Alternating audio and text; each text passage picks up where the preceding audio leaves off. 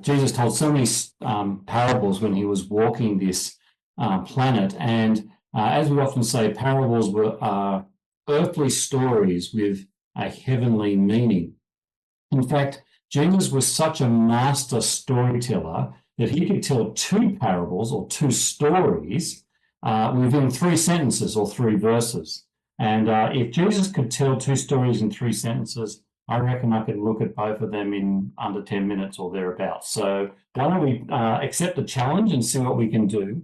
I'm going to be reading from Matthew chapter 13, beginning at verse 44. So it's Matthew 13, beginning at verse 44. And this is Jesus speaking. Jesus said, "The kingdom of heaven is like a treasure hidden in a field.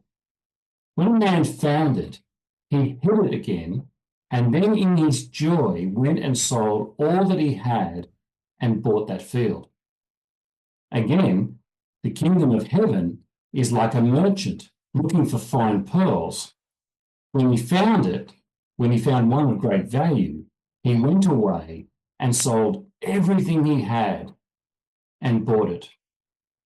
Now, I don't know about you, but the first thing I notice is that the 2 parables that Jesus tells are the same, but they're different.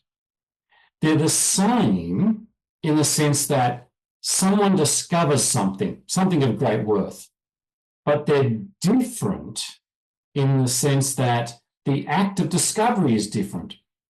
In verse 44, we see that a man finds a treasure in a field. It's almost like he stumbles upon it. But in verse 45, the merchant is searching for fine pearls. And I'm going to come back to that difference in a moment. But to help us to understand the parables, we need to deal with a few questions like, why is there a treasure hidden in a field? Well, I'm so glad you asked that question. It's a great question. In Jesus' day, no doubt there was not the same banking system that we have now in the Western world. There were no safety deposit boxes, as it were. So people often would bury things. That's why it says, when a man found it in the field. And we see that also in the parable of the talents, which is another parable that Jesus tells, where he talks about a man who received 1 talent and he buried it. But what we see next is that when he finds this treasure, which is buried in a field, he hid it again, and then in his joy, he went and sold all that he had to buy the field, and in that sense, get the treasure. Which leads to a couple of questions. The first is, well, why doesn't he just take the treasure? Why does he have to buy the field?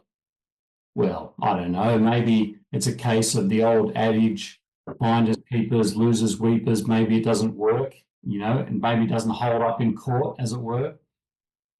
But by going and buying the field, he guarantees the treasure that is within it is his also. Ultimately, the major point being made is in this parable by Jesus is he stumbles upon this treasure. And when he finds it, it brings him such great joy that he does whatever it takes to get the treasure that's hidden in this field.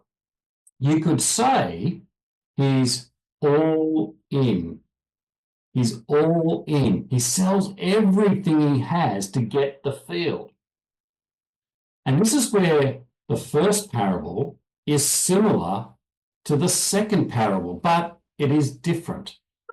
See, in the second parable, we hear about a merchant who deals and trades in fine pearls.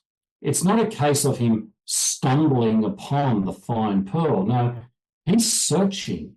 See, he's a knowledgeable merchant. This guy's business is all about buying and selling fine pearls. And one day, in his trading, he finds one of great value. So great, so precious, so valuable, what does Jesus say in the parable? He sells everything, all of his pearls and everything else to buy this one pearl. The story, though, is different in the sense that the merchant is actually looking for pearls. That's his business. But it's the same because when he finds it, like the guy who found the treasure in a field, he's all in. He's decisive. He sells not half, not most, but all that he has to get this pearl. Such is the value of this one pearl. So what we see is we have two very short stories. They are similar, but they're different. They're similar in the sense that something of great value is discovered, a treasure in a field, a pearl of great price, but they're different. The treasure, well, the bloke just stumbles upon it, doesn't he? But the pearl, the merchant, that's his trade. That's what he's always looking for. That's his business. But they're similar again in the sense that they both, whether they stumble upon it or whether they search for it and find it, that brings such great joy that they're all in. But the thing we need to remember is, like I said at the beginning, the parables of Jesus are what? They're earthly stories with a heavenly meaning. So what's the heavenly meaning? Good question, isn't it? You know what the good news is? Jesus doesn't leave us wondering. He actually tells us. He says, the good news is that the treasure and the pearl is like the kingdom of heaven. Jesus is saying the man who finds the treasure is like someone who stumbles upon the kingdom of heaven, as it were. He wasn't expecting it. He wasn't looking for it. But one day, bang, he's hit by grace. The merchant, on the other hand, that's a person who, like the merchant who's searching for great pearls, is like a person who's searching for truth, who's searching for meaning, who's searching for hope, and finds it in the kingdom of heaven. In both cases, it doesn't matter how they got there. They recognize how valuable and the joy that the kingdom of heaven brings, such that they are all in. It brings joy, doesn't it? Because isn't being one of God's people, being with him forever, a place that we want to be, a place where there is no more pain, where there is no more tears? It's joy because being part of God's family, being a child of the living God, is of such great value, especially in the world where families are so often broken. It's joy because, if I can use the words of Amazing Grace, no longer are we lost, but we're now found. It brings joy because no longer are we dead, but we're alive again. Death is not the end. It brings joy because no longer are we far from God, weighed down by our sin, without hope, without mercy, but we are now forgiven, made new. Being part of the kingdom, being a full citizen, as it were, is so great, so valuable, so precious. It's, you know what? It's like if a bloke was walking through a field one day and he stumbled upon a treasure and he sold everything to get it. It's like a merchant who was trading in pearls and one day saw a pearl of great price and sold everything to get it. It's being all in, and it doesn't matter how you got there. You know, Jesus is saying 2,000 years ago, and he's saying to us nowadays, isn't he? It doesn't matter. It doesn't matter if you discovered it by accident. It doesn't matter if you discovered grace and hope because you were searching for it. Once you discover it, it's valuable. It's precious. It requires being all in. And do you know what I find amazing? It's all in on both sides, isn't it? We need to be all in, but Jesus was all in first, wasn't he? Each of us have ignored God at best. Each of us have rejected him at worst. That's what we call sin, isn't it? Being cut off from God, nothing we can do to make ourselves right with God. But the good news is Jesus has done it all. He's done what it takes. He has been all in. The free gift of forgiveness, which is so valuable, so great, so precious, is made available because of Jesus. It's like as if we discovered it like a treasure in a field, or we were searching for it one day like a merchant who trades in pearls. It's news of great joy. It's worth being all in. But I suspect that if you're here in an online prayer meeting at, I think, 10 a.m. in the morning in the UK or wherever you are in Europe, or 9 p.m. at night here in Australia, I suspect that doesn't matter whether you stumbled upon it or you searched for it, you know that great joy. But I also suspect that if you are anything like me, there are times when you're not all in. Maybe it's because we've forgotten our first love. We've forgotten the joy that it is to be a citizen in the kingdom of heaven. Or maybe we know the joy and the precious gift, but we don't want to be all in because we want to keep God in his box, as it were. I wonder what the Spirit of the living God might be saying to each of us this day. I'll leave you to ponder that yourself. But this treasure that brings great joy, I think it has implications for ICS and also for Bush Church Aid. It has implications because it drives us, doesn't it? This great treasure that we know of, this pearl that we can search for, this good news of being being a citizen in the kingdom of heaven. It drives our effort. It drives our prayers, doesn't it? The good news of Jesus is so precious that we want to be all in personally, but we also, as a society, ICS, Bush Church Aid, want to be all in as well.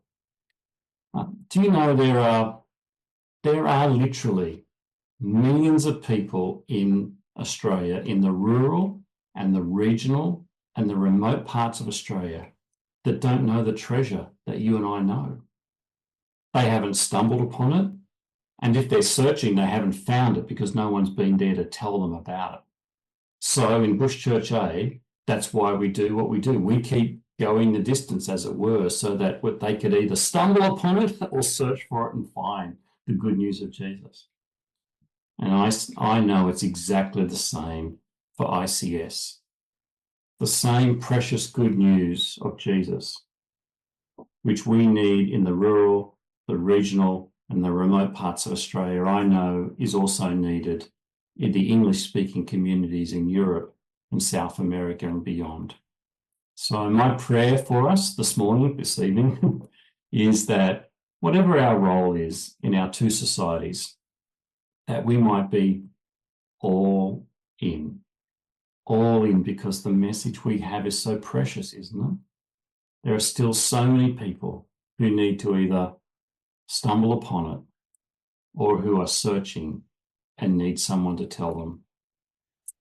Well, may the Lord bless you and keep you, and may the Lord indeed lift up his face towards you and give you peace. Thanks, Richard. So Bush Church Aid is an Australian organisation, a mission society, and we're all about aiding the church in the bush, so in the rural, the regional, and the remote parts of Australia. In some sense, what we did was, about 105 years ago, we took over from what ICS was, which was the Continental and Colonial Society at the time. We took over from them in Australia. So they were doing ministry here, particularly in rural and regional and remote areas. And we took over, and then you guys went off and did other things in other parts of the world. And so our purpose is to continue to see good gospel ministry happen in those parts. So similar to yourself, we get all of our support predominantly from supporters and churches in the big cities, and because they want to see what they have in the big cities happen in the small country towns as well. So that's what we're about. Hopefully that makes sense. We support about 44 locations around Australia in rural and remote and regional areas from every state, every territory in Australia.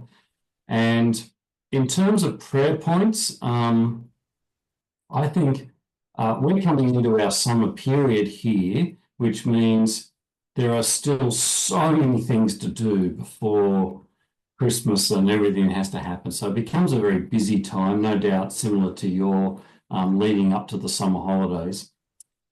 We have 4 new field staff beginning in Australia. So we have 2 starting over in Western Australia, in very remote parts of Western Australia. And we have 2 starting in Queensland, which is the opposite side of Australia. So that's basically 5 hours flying time and about 5 days of driving between one to the other. Wow. So it'd be good to pray for them as they begin. They're all beginning in around about January next year. To be honest, the biggest need, this sounds very personal, but my wonderful personal assistant who makes my job so much easier and makes me look good, she recently went on maternity leave, and which is wonderful. But what it means is it's been a lot of hard work for me, and I haven't found anybody to be able to replace her in this interim while she's on maternity leave. So I would really appreciate prayer for that, because I feel like I'm doing 2 jobs at the same time. But yeah, that's a few prayer points for us.